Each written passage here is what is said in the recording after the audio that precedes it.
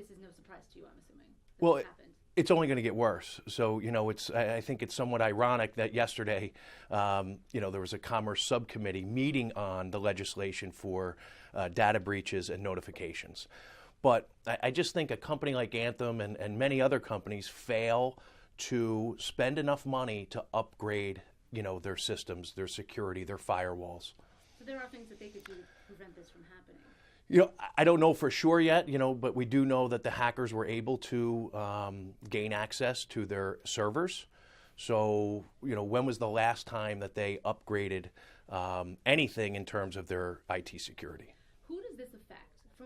We don't know if anyone in New Jersey was actually affected because Anthem, from what we're trying to find out, Anthem has not told us. They're not saying how many people are where. Exactly. But people in New Jersey could be affected because there are affiliate companies through Anthem that are also, now been exposed. And that's about 67 million people.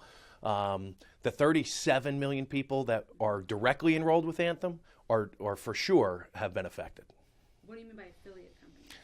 Affiliate companies, third-party vendors that work with Anthem, doctors, hospital networks, things like that. So, what do we need? First off, if you're concerned that you might have been affected by this breach, what should you do immediately? You should get a copy of a credit report.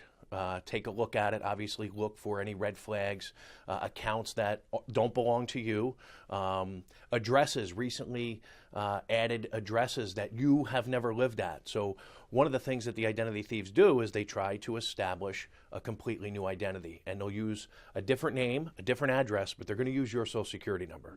So look at the report, and then, unfortunately, in today's day and world, you really need to be involved in a credit monitoring program that also has the resolution services, because people always say, Paul, what if I get the alert that somebody just tried to open up a credit card or multiple cards, or they're leasing a car or buying a house? So the average person doesn't know what to do. So make sure you have some type of resolution service that goes along with the credit monitoring. And I say it's unfortunate because the free services that are out there are just inadequate. So people are going to wind up having to pay anywhere from $10 to $20 a month for that service. But it's the world we live in.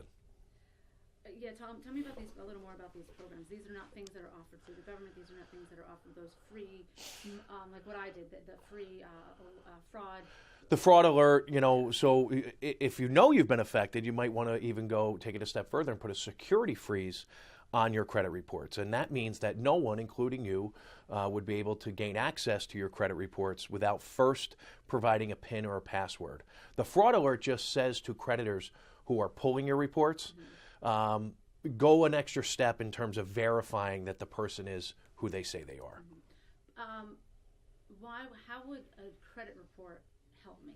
Even if someone stole my information yesterday, could they have, with the credit report? So that's where the monitoring comes in. The credit report is a snapshot in real time, and it might not help you if this is something that hasn't been reported yet. So that's where credit monitoring comes in. Once you provide the company with your information, if it's used in any way that's not consistent, you should get an alert via email or text. Tell me more about these. Who does these monitoring programs that you would have to, I guess, pay for? Well, the shameless plug would be Better Qualified, certainly provides free credit reports along with a monitoring service that really is, ours is only like $6.95 a month. So again, anywhere from $7, $8. Some of the higher ones, like there's a LifeLock, most of the people know because they do so much marketing. But they're on the upper side, $20, lots of bells and whistles that I don't think you really need. You need to be alerted, and you need to have the resolution service. Someone that's going to help you. If someone's opened up the reports, what do I do? Well, you need to file a police report, and you need to contact the creditors. And, the average person spends about 2 years trying to undo what the identity thieves have done. And is this what happened here, this breach? Do you think the company's doing enough to help? Do you think? No, I think one of the things that I try and champion, and the things that we talk about, are all of the companies thus far, in my opinion, have fallen short in notifying the clients, customers on time, and then don't just provide a one bureau credit report. There's 3 bureaus, and so for that very reason, they need a 3 bureau credit monitoring solution and service. And how about letting them know they stole your email, Marcy? So be on the lookout for phishing emails that look like they're going to come from Anthem. And we know from Target and Neiman Marcus and Chase that the identity thieves emailed their clients, and people gave even more of their personal information because they weren't made aware that these phishing emails are going to come. They have your phone number. So be on the lookout for phone calls. How you doing? This is Paul Oster from Anthem. Listen, we're just checking on our customers to make sure you're okay. Can you please verify with us your social security number, bank account information? It goes on. And people are in panic mode. Maybe they're rushing to work. They got a kid crying. And all of a sudden they give this information. And then it really becomes a bad situation. Okay. Anything else that you think that we need to bring up in this conversation for folks, whether you're a customer of Anthem or not? Or not, right. So I think the biggest thing for people to realize is don't become numb to this. 2014 was the year of the data breach. Every other day you heard about and people say, well, it didn't hurt me yet. So what they need to realize is that the information is on the black market. It's being sold on the dark web. So it's only a matter of time before somebody buys it and uses it. And just because it hasn't happened yet, take the steps, be proactive in protecting yourself, because obviously the government can't do it, these companies can't do it, retailers can't do it. We lock our front doors, we lock our cars, we lock our phones, but we fail to lock our identities down. So take a couple of simple steps to protect yourself, and one of them being get involved in a credit monitoring program.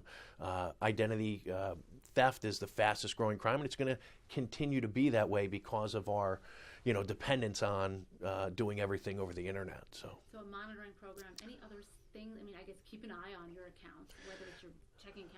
I'm assuming that's absolutely. You can call and have all of your account numbers changed. You don't have to close accounts and get new accounts, but have the account numbers changed. Change your PINs and passwords. And I say, this is my job. I preach this every day, and people don't do it. They hear it and they go, oh, but it's an inconvenience. But if you don't do it, believe me, it's a far bigger inconvenience if you become a victim of identity theft. So change your PINs and passwords, change your account numbers. You don't have to get new accounts, but certainly change them. And then obviously you're going to have to change, you're going to have to alert the creditors. Maybe you have auto draft and auto pay and all that stuff. But if it takes you an hour, you're done. If you're a victim of identity theft, like I said before, it could take you years, and it can be financially, devastating along the way. And when you say change your account numbers, you mean like bank account, checking account, savings account, that's... Absolutely. Bank accounts, checking accounts, credit cards, all of those banks and creditors will issue you new account numbers. Mm-hmm. And here's the thing, it's kind of related to it, but everyone has debit cards now. But when you go to the store, the default is for you to use it as a debit card because the retailer pays less money to process that transaction. Ask to use it as a credit card. So when you swipe your debit card now, it says, what's your PIN? No, cancel it out and say, I want to use it as a credit card, because you're afforded some more protections as opposed to a debit card that's linked directly to your checking and savings. So if they get that information, now they can backtrack into your checking account and savings account.